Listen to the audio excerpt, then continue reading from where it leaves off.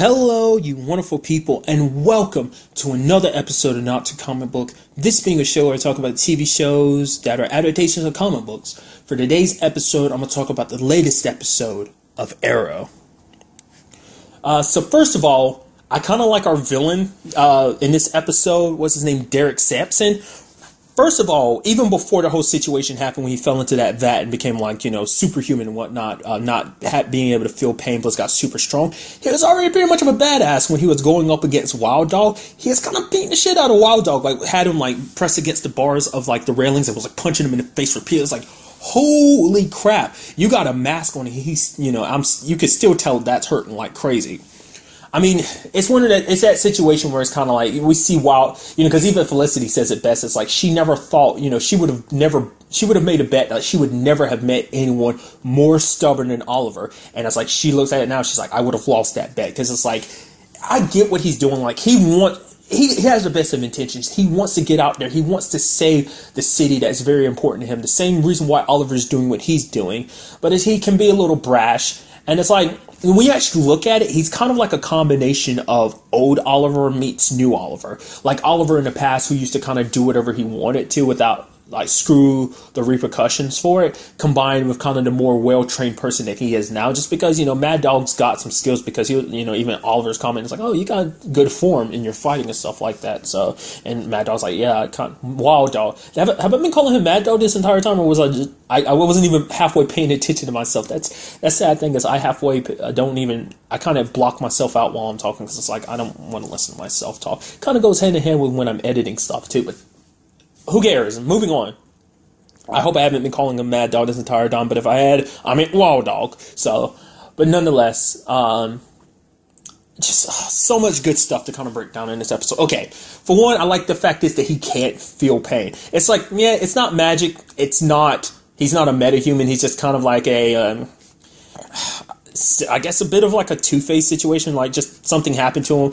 Basically, it's more science fiction than anything. So it almost pushes the metahuman levels without going that extreme. It's not that extreme of science fiction. Just like some chemicals activated in his body, did some stuff to him, which is like, pretty impressive. I mean, I like when him and Oliver first went up, it's like, yeah, Oliver got his ass kicked, and Felicity's like, yeah, how about you not mention that, when Oliver could literally walk in at any moment, and then, Oliver walked in, she's like, see? And then Curtis was like, yeah, you have a point there.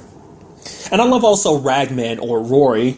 That's going to mess with me. Every time I kept hearing his name, I was like, wait, Rory? Really? Like, Roy? It's like, okay, that's just going to mess with my head. So that's why I kept trying to listen out for his name. It's like, it's Rory, okay. But Ragman, I'm just going to refer to him as like, part of me is just kind of like, I'm going to refer to everyone by their superhero name. That way I don't have to get so caught up in, because it's less names to remember that way. But, him just kind of being new to everything. They're like, yeah, man, I'm glad he's punching that guy, not us. Wait. He's like, wait, during your training, he actually hit you, and just everyone's kind of nodding. And then there was even that point where Oliver was interrogating that guy, and he was just, everyone was like, Oliver's not actually going to kill him, is he? And then, Felicity's like, even she doesn't really know whether Oliver would or not. I was kind of wondering, how Oliver was going to handle that situation, because every time he's, punching the guy and pushing him further and further down and closer to the edge of the roof, and then ends up cutting the rope and he falls. I was like, oh, so there's a dumpster down there to catch him or something. He's like, you won't die, but can't say you'll walk away from this, and does that. I'm like, ugh. At the very least, I was thinking a little bit of a Daredevil thing, crossing streams and whatnot, but it's like, yeah, there's a dumpster down below that was going to lighten his fall or something. Doesn't seem like that being the case, because it ain't cut to a dumpster, so I'm just guessing it's like the height wasn't enough to kill you. Might make it so it's very hard for you to walk in the future, but hey, who cares, right? It's like I love that, to me this season has gotten very darker. It's like he combines both his vigilante days, from season 1, and combines that with just being a hero, just kind of I guess that's kind of the whole point, because someone made a comparison being he's supposed to be CW's Batman. They might not ever make a Batman series, especially with the whole Gotham thing happening on Fox. Feel however you want to about it, but I doubt they're going to have a Batman TV show while at the same time Gotham's on and whatnot. Even though it's set in 2 different time periods. It's this is that's young Bruce and young everybody, all these different DC villains, but at the same time it's oh, here, you could easily do it, but it's he's supposed to kind of represent, they're kind of going for that Batman vigilante feel for Green Arrow, which to me, I never really thought of him like that until the show.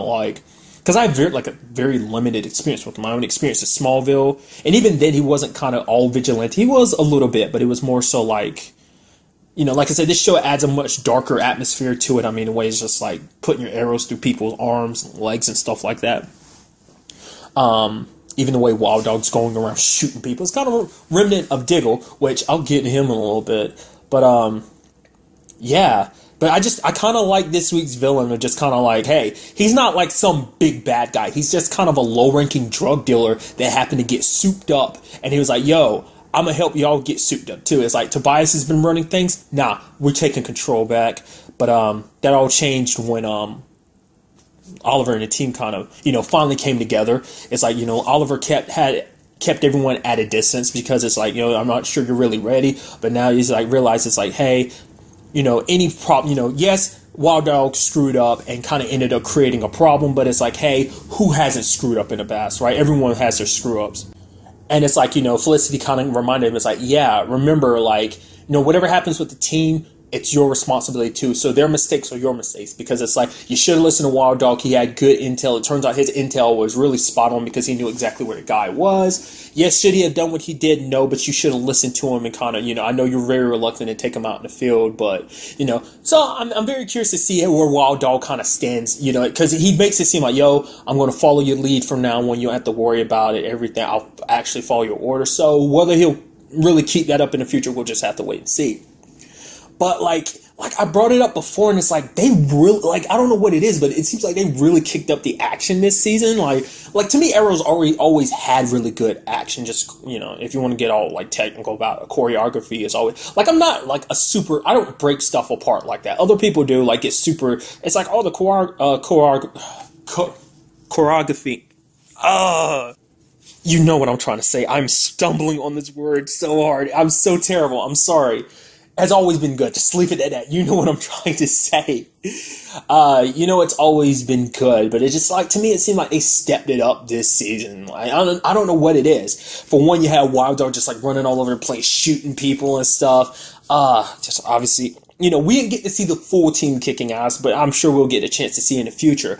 But I really like the whole thing where Oliver shot Samson in the shoulder with an arrow, but it had like a line to it. He yanks him up, and at the same time he's yanking him up into the air, Oliver's jumping down and brings him down and hits the floor. I was like, dude, that's amazing. And then when he took the arrows and started he took the blade, like the sharp parts of the arrows, and started slicing all his tendons and stuff. I was like, dude, that's super badass. He's like, you might not be able to feel pain, but you might not be able to feel your tendons being sliced, but you still need him. And he's trying to stand up and everything, but he kind of goes on limp. I was like, dude, that is so badass. And then the whole team leaves, and then like you have Oliver walking slowly, explosions behind him and everything. I was like, I'm nerding out too hard. I got too giddy about it. I was like super hyped when I saw that. I was like, that's so good. That's so good. Side note, we also got Curtis becoming Mr. Terrific, got on the jacket and everything. It's like, oh, Mr. Terrific, he's a wrestler that I really like. Because you got a crush on him and everything.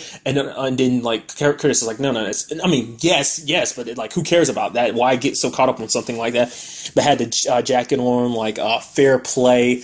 Because I didn't really know about Mr. Terrific, like, being, I knew Curtis was going to become Mr. Terrific, you already know where I'm going to say where I got that information from.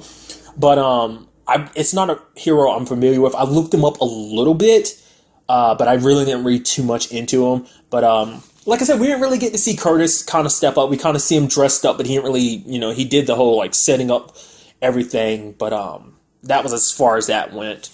And since we're kind of on that note, what was that drug called? Stardust. I think that's what it's called. This guy was, like I said, Samson's kind of low ranking, so I'm guessing the person at the top is Tobias, or is there someone else like kind of running the whole Stardust? I guess it's kind of supposed to represent kind of bring back the fact it's kind of represent kind of the new Vertigo is kind of what it's supposed to be. They even kind of bring it up in the episode, which I really like. But that was just so good. Plus the team is welcome to like the real Arrow HQ and not just the training grounds that they've been going to before. other things, kind of on a Thea front. Let's go to Thea's side of the story, where it's basically like ramifications for doing what she did. Even though Oliver was like, yo, don't hire Lance, he's not in a good enough place, she did it anyway, obviously offering him kind of the deputy mayor position. And, you know, a news outlet lady kind of ran with it. Then Thea tried to pull it back a little bit because Oliver's like, yo, clean up your mess. Pulls it back a little bit, but the lady kind of twists her words, well, uses her words, not twist them, takes her word verbatim and be like, oh, you're the one that hired Detective Lance former Detective Lance without letting your brother, the mayor, know. It's like, oh, and then she reports on like, oh, Oliver Queen doesn't know what's happening in his own department and stuff like that. And it's just like, it's like the moment Thea was saying that, it's just like, oh, really? Don't worry, I'll change the story. I was like, oh, God, Thea, how naive can you be? It's like the moment she said that, I knew she was going to use what you said. I was like, oh, don't phrase it like that. And because, you know, but then Thea was like, don't worry about it. You know, everything kind of got settled, but she's like, don't worry about it. You know, you played me, but you played me once. You try that again, trust me, you won't even have all you'll be left with at the end of the day will be a blog. It's like, I will destroy you. Obviously, Thea didn't go that far, but, you know, the I will destroy you was kind of implied. You know, the lesson that Felicity kind of taught him in this episode being like, oh, yeah, like, you know, you're responsible for people's decisions because they're part of your team. So their decisions, whether they're mistakes or not, still rely on you, still are on your shoulders. And he's like, you know, so basically he showed kind of a united front being like, any decision made by my team is made on my behalf. So it's like, if my sister, my chief of staff was like, yeah, he's hired. And then it's like, yeah, I support that decision. So, you know, I really hope for Lance's sake, he doesn't screw this up. But I think he's going to be good. Like, he has a new purpose. So I think he's probably going to cut back on the drinking and stuff like that. I wonder if we're going to see that reporter, you know. And once again, because of a certain group known as the SourceFed nerds with the whole what you might have missed, I keep catching 52 every time I see it. It's like, oh, channel 52. I was like, 52, 52, 52. You know, the whole like DC 52 thing. And that was I'm literally in the back of my mind thinking like, I wonder if I'm going to see a 52. All right. I was like, wondering if I'm going to see a 52 this episode or not. And it's like, there it is. It's like probably other moments throughout the episodes. Like, it's one of those things. It's kind of like, I want to go back even further and be like, oh, how many other times have I missed the number 52 kind of getting thrown around there? So I'm very curious to see where that comes from. It seems like they kind of threw her out there, and I feel like maybe she's just kind of a one-off character, but I feel like we're going to see her rear her kind of ugly head again. I say ugly just because she's just a terrible person. Because she always tried playing it like, oh man, I bet you just think I'm the worst. Like, oh my God, I didn't mean to. It's like, shut up. You suck. You suck. Stop trying to pretend like, oh my God, like I didn't know. You knew exactly what you were doing. Don't, you know, if you're going to be an asshole, at least be upfront about being an asshole. You know, nothing worse than someone trying to backpedal and be like, I'm not an asshole. It just happened. You know, I'm telling, you know, I'm telling the truth. It's like, God, you know, like I said, I find it very interesting. Like, you know, it's like seeing Thea kind of like be in the politics of the show, you know? It's weird. It's kind of like, you know, she's taking a step back to kind of figure out her life and everything. So it's very interesting to kind of see that perspective of like, hey, I'm chief of staff, essentially. I'm helping Oliver kind of run Star City and whatnot. Another big thing this episode was the whole Felicity situation. Like, every time Ragman kind of talked about home, you saw it kind of bother Felicity a little bit. It took Curtis a while, but eventually Curtis was like, oh, and it clicked in his, like, oh, you're from, oh, right, the town that got blown up and tens of thousands of people died. And then he was like, so did you know? She's like, yeah, I overheard a conversation between him and Oliver. It's like, does Oliver know that you're struggling with that? She's like, no, he doesn't. Side note, I'm trying to remember, like, because I don't remember that conversation. Does Oliver not know that Felicity did what she did? Because it's like, if that was the case, why wouldn't he initially come to her and be like, okay, you're struggling with this, like, you should already know that? So I'm thinking, you know, Felicity made that decision, but it's like, I guess Oliver doesn't know how much of a part she had to play in that place getting blown to pieces, all those people dying. I mean, you see it's always weighed heavily on her, but it's just even more so because she has to work with a guy that's from that. Because Curtis is like, you have to tell him. She's like, I'd rather do it later than now. But Curtis is like, you know better than anyone how screwed up secrets can be. I mean, let's not forget, that's kind of a big reason why you and Oliver kind of broke up. I mean, that conversation didn't come up, but it's like, yeah, secrets, you know, always have they will always come out. They don't say secrets for long. So you might as well confront him now, because it's like things will be a lot worse if he comes to find out that you like kind of you hid that from him.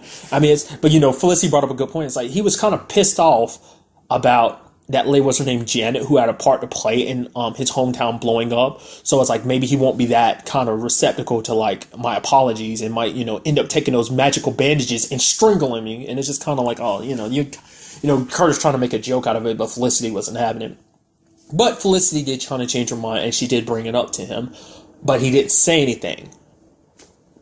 I mean, I give her props, because at the very least she was upfront with him. But, she apologized. She's like, I'm sorry. It's one of those situations, because if it wasn't, Rory/Ragman, it would have been someone else. Because, it was just kind of the only thing she could do. Like, Monument Point would have meant a lot of people dying. Yes, a lot of people died in the town he's from, but not nearly as many as could die. It was the only thing they could do.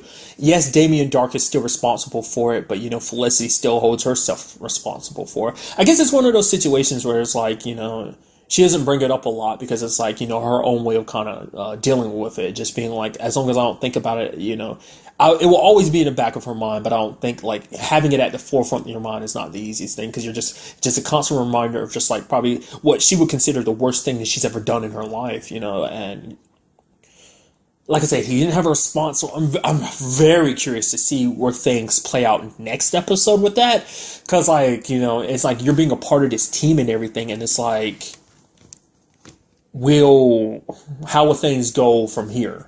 Will he continue to work with the team? Will he decide to back out? Will he be pissed that Felicity would be able to move past this or not? Because, I mean, it's not Felicity's fault. She tried to do the best she could in a terrible situation. It's like that nuke was going to go off, and the sad thing is she just had to allocate it to somewhere that didn't. I've been saying that word a lot lately, allocated. I don't know why. But it was a crappy situation all around. Like, it doesn't make what happened any better. There's no winning in that situation. Like I said, someone would have died anyway. Even if she had aimed it at some other town, even if it wasn't his situation, it would have been like someone else's family that would have died. I mean, it sucks. Side note, there was that new DA that kind of got introduced this episode. Apparently, he's someone that Oliver knows from his past. Apparently, like 12 years ago, he's like, oh, you don't remember, but 12 years ago, you tried to like hit on my girlfriend and whatnot. He's like, I'm a different person then. I went through a lot of stuff, but I want you to know, like, I'm not that same person anymore. And he was like, so I'm sure she ended up with the right guy. And I think he said, like, oh yeah, she ended up with you and whatnot. So I was like, that's going to make things a little awkward. I mean, they're keeping it professional, but I don't like it's one of those things that's like you don't know who they're setting up to be long-time characters. So for him, he might be being set up to be a long-time character as someone to kind of combat. I mean, currently they're working together, but it feels like maybe he might be kind of there to kind of combat like what Oliver might be doing in the future. I don't know. It's kind of hard to say like whether he's going to be 100% always on Oliver's side, or will he kind of become an obstacle because he holds some resentment towards Oliver. It's like, yeah. Or was it supposed to be kind of a representation of like, man, Oliver, kind of a reminder, just, man, Oliver did a lot of stupid stuff. But it's like, well, he was a teenager back then. And it's like, well, on top of that, a rich teenager. So it's like, you kind of expect him to be a douchebag. And he was one. So, but he has changed for the better, and he's trying to do this best for the city. And I'm just wondering how that will play out. Just kind of a mild thing in a story that I'm like curious as whether that becomes a thing or not. But another big part of it, just like the most intriguing thing was the whole John situation. I literally brought Lila up last episode. It's like they answered my questions in the very next episode. I was like, where is Lila? Oh, there she is, talking to John and everything, because he's got locked up and everything. He's in jail. And, Lila's been looking into the situation. But lo and behold, who is his cellmate? None other than Floyd, a.k.a. Deadshot. And then the moment it happened, I was like, because John is looking at him like, whoa, like, it's you. I can't be in the same cell with you. I was like, how is he alive? I was like, that's such bull crap. It's like, no, you died because of this whole building. And then I was like, all right. Flashpoint. Like, anytime something's different, I have to remind myself, Flashpoint. it just clicked in my head. I was like, all right. But then that kind of gets even more confusing later on because, for one, it all turned out to be inside of John's head, which is kind of like, okay, John's officially losing it. I mean, more so than anything, it's kind of his guilt eating away at him. But at the same time, like, I kind of want to trail back to that Flashpoint thing in a little bit. Well, not a little bit right now. It's saying that, like, because part of me was like, he was like, the fact is, he's like, you should be dead. And the fact is that he said, because what I was initially thinking before he kind of explained, I was like, oh, so basically the circumstances were different and he didn't die. He just went back to jail or something like that.